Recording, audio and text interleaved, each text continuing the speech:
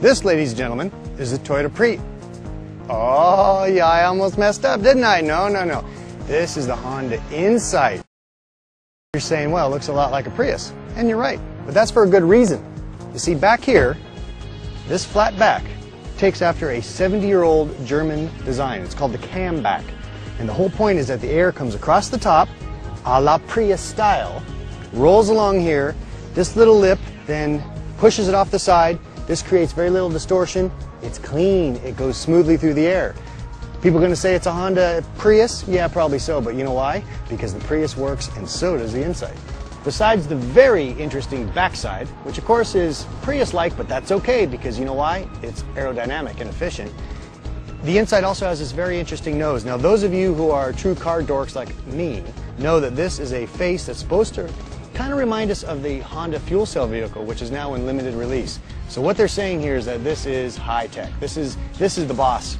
Now, what happens when the air comes off this very low nose? I mean, look at this. It's way down here. Air comes along the side here and across this windshield. This has got to be one of the most horizontally flat windshields in the business. This is sports car territory here.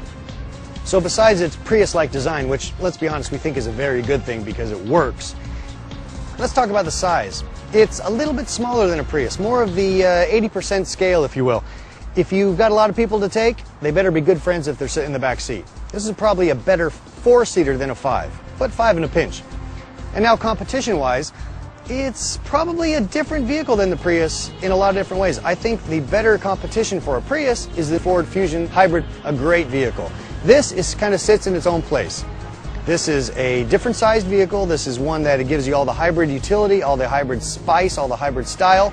Hey, listen, I've been getting 42 miles per gallon without even really trying very hard as I drove this car, but in a smaller scale, a little bit more manageable. You got a small parking space? This is for you. Small garage? This one's for you.